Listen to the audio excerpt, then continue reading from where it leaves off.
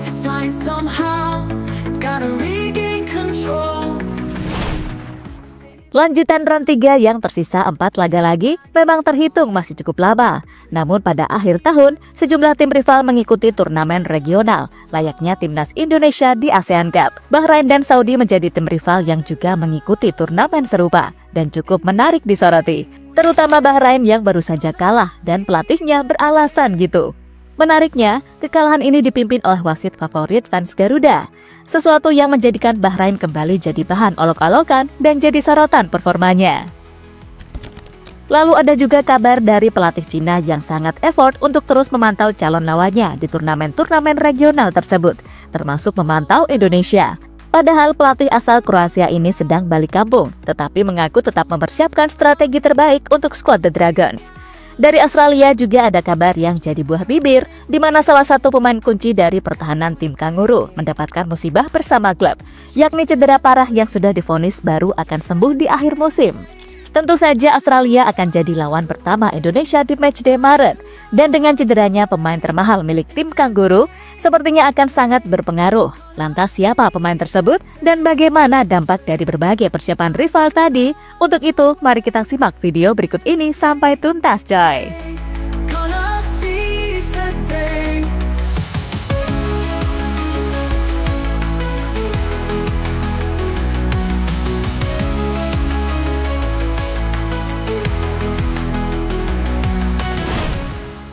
Daripada pusing memperdebatkan piala kaleng yang gak jelas, lebih baik fokus memandang ke depan untuk persiapan round 3 pada matchday Maret 2025 mendatang. Di mana timnas Indonesia menyisakan 4 laga terakhir, namun semua kemungkinan masih bisa terjadi. Mengingat klasemen sementara grup C masih sangat ketat, dengan Jepang yang hanya sudah memastikan diri akan lolos ke Pildun. Cina, Bahrain, dan Indonesia sama-sama mengoleksi 6 poin, sementara Australia hanya selisih 1, yakni 7 poin. Situasi ini tentunya menimbulkan persaingan yang tak sengit, tapi juga memanas untuk meraih posisi terbaik, atau setidaknya masuk 4 besar bagi timnas sih, teman-teman. Walaupun ada harapan finish di 2 besar, namun realistis aja daripada kecewa. Kalaupun nanti lolos langsung, biarlah menjadi kejutan yang tidak diarsipkan sebelumnya. Indonesia sendiri sejatinya sudah melakukan persiapan. Persiapan yang dimaksud, yakni Sintayong sudah melakukan pemantauan pemain di sejumlah laga di Liga 1. Bukan di turnamen mafia kemarin ya coy. Di mana terlihat dari unggahan akun Bali United, Coach Shin ternyata hadir untuk menonton langsung dari tribun Stadion Iwayan Dipta, Bali, untuk laga Bali United versus Persebaya pada pekan 17 Liga 1. Kehadiran juru taktik asal Korsel cukup mendapatkan sorotan. Coach Shin terpantau gak sendirian dan ditemani oleh Yu Jae-hoon yang terlihat duduk di sebelahnya. Menariknya, ada beberapa netizen yang salfok dengan sosok lain yang menemani.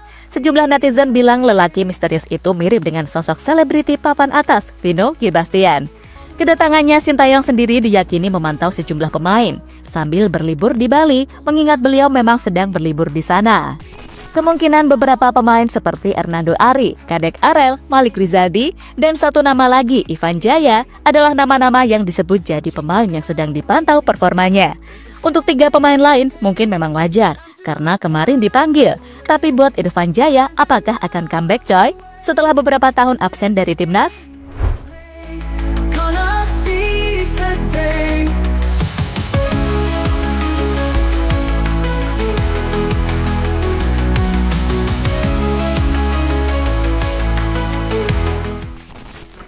Sementara itu, Bahrain dan Arab Saudi menjadi tim yang juga melakukan persiapan di turnamen regional akhir tahun. Kedua rival grup C tersebut sama-sama bermain di Gulf Cup atau biasa dikenal Piala Teluk. Menariknya Bahrain dan Saudi berada di grup yang sama dan lolos bareng ke babak semifinal dengan 6 poin, setelah berhasil menghalangi Irak dan Yaman di dasar klasemen.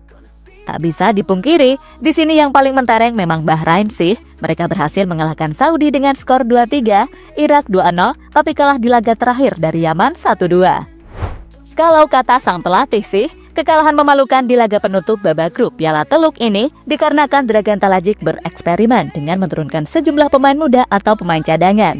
Intinya mereka mau rotasi. Jadi jika dilihat dari line up emang bener sih coy. Sepanjang babak grup yang jadi sorotan dari Bahrain adalah pertahanannya, di mana memang Mutiara Teluk Persia jadi tim yang paling sedikit kebobolan. Tapi kan mereka bakalan away ke Indonesia. Tentu saja mental pemain Bahrain bakalan turun. Meski patut diwaspadai, tapi semoga saja dengan adanya fans Garuda yang siap menyambut dengan alasan balas dendam bisa mengganggu mental mereka, ya kan? Sementara untuk Saudi sendiri, meski sudah tak akan bertemu Indonesia, namun peningkatan mereka di bawah asuhan Hervi Renat patut dipantau, mengingat poin di grup C round 3 sama semua. Kalau melihat sepanjang laga di babak grup Piala Teluk, lini serang mereka makin tajam, namun lini pertahanan masih lemah. Terbukti dari 3 laga mereka selalu kebobolan, dan jadi tim dengan kebobolan paling banyak.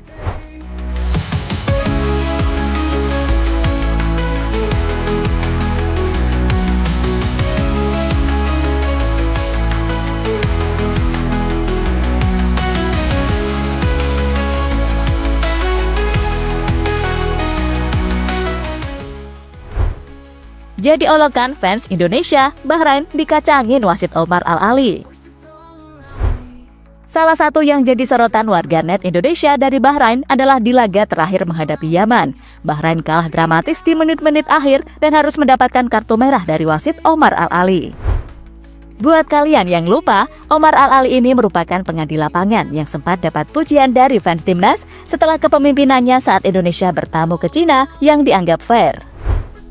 Nah, di laga Bahrain versus Yaman, Omar Al-Ali jadi wasitnya. Dan kebetulan salah satu faktor kekalahan tim biadab itu karena bermain pakai 10 pemain di menit-menit akhir.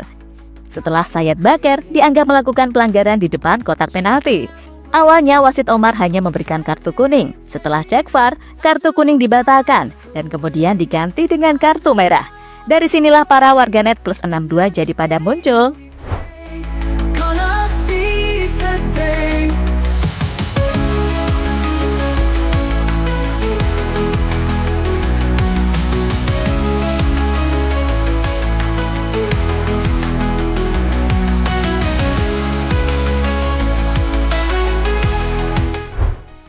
Pelatih Cina tetap memantau rival, padahal lagi liburan.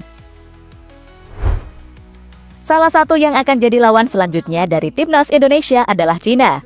Menariknya, pelatih skuad The Dragons ternyata tetap memantau rival-rivalnya di saat sedang liburan di kampung halamannya pada akhir tahun. Di mana juru taktik bernama Branko Ivankovic sebenarnya sedang memanfaatkan waktu liburan untuk berpulang kampung ke Kroasia. Namun menurut laporan dari media Cina, Ivankovic tetap memantau para rival-rivalnya, terutama untuk yang sedang bermain di turnamen regional seperti Bahrain, Saudi, maupun Indonesia. Untuk alasannya sendiri disebabkan karena buat persiapan menghadapi round 3, terutama yang diperhatikan adalah gaya main dan taktik yang kemungkinan akan berbeda. Dilaporkan bahwa meskipun Ivankovic saat ini sedang berlibur di kampung halamannya di Kroasia, ia tetap menaruh perhatian khusus pada performa Arab Saudi dan Bahrain di Piala Teluk. Perubahan personel serta permainan teknis dan taktis kedua tim menjadi fokus perhatiannya. Misalnya, Arab Saudi sepenuhnya memanfaatkan taktik bola mati saat membalikkan kedudukan dalam kemenangan atas Yaman. Cina juga perlu melalui sesi latihan untuk mengatasi masalah pertahanan bola mati. Tulis laporan media Cina mengenai pelatihnya yang tetap menganalisis rival di tengah liburan.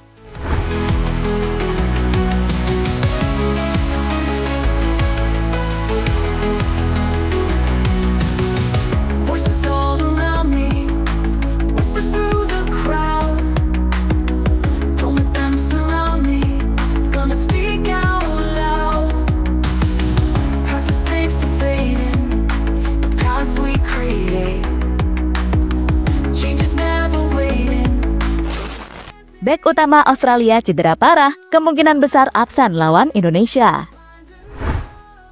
Cerita kurang mengenakan bagi tim Kanguru datang dari Harry Souttar. Bek jangkung 198 cm sekaligus pemain termahal Australia ini cedera saat membela Sheffield United. Setelah pertandingan yang berakhir dengan kekalahan 0-2 melawan Burnley. Hasil dari pemindaian medis memberitahukan bahwa Harry Souttar mengalami ruptur tendon Achilles ketika bermain untuk klub divisi Champions Inggris. Perlu diketahui, Harry Souttar sejatinya pemain klub Premier League, Leicester City. Ia dipinjamkan sampai musim ini, namun karena cederanya, ia dilaporkan pulih dengan waktu yang cukup lama, mencapai 9 hingga 12 bulan. Membuat Sheffield United memulangkan bek Australia ke Leicester lebih cepat.